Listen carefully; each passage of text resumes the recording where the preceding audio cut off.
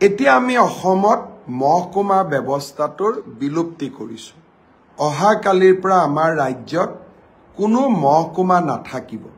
মহকুমাক আমি এতিয়াৰ পৰা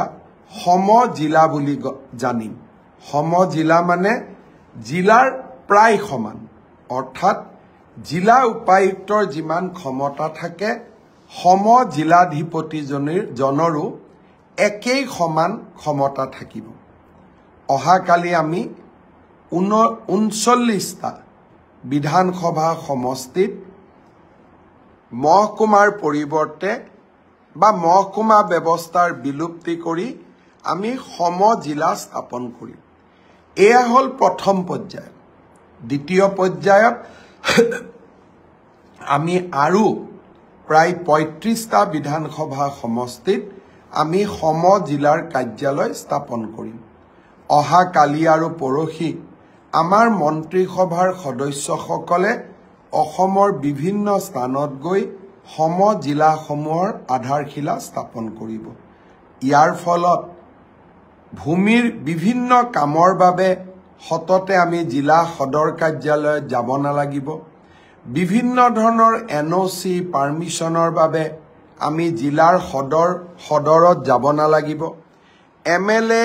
আনটাইড ফাণ্ড আদি বিভিন্ন চৰকাৰী ধনৰ লেনদেনৰ বাবে আমি জিলা সদৰত যাব নালাগিব আবকাৰী বিভাগৰ কাম-কাজৰ বাবে আমি জিলা সদৰত যাব নালাগিব ৰেশন কাৰ্ড আদি বনোৱাৰ কাৰণে আমি জিলা সদৰত যাব নালাগিব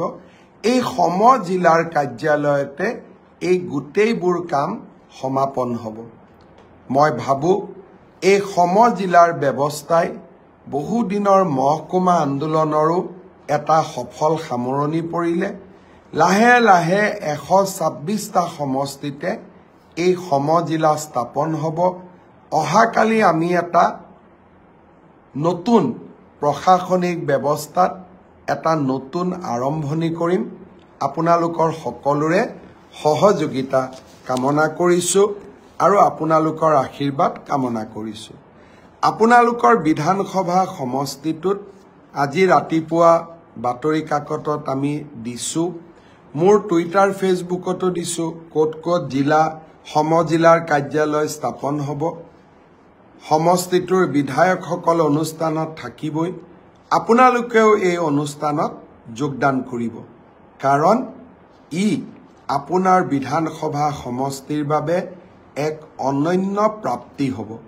জিলাৰ মুখ্য কাৰ্যালয়ত নোযোৱাকৈ আমাৰ কাম-কাজসমূহ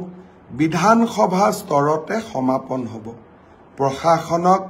ৰাইজৰ ওচৰলৈ লৈ অহাৰ বাবে ই আমাৰ এক নতুন প্ৰচেষ্টা আপোনালোকৰ সহায় আৰু সহযোগিতা মই নিশ্চয় কামনা কৰিম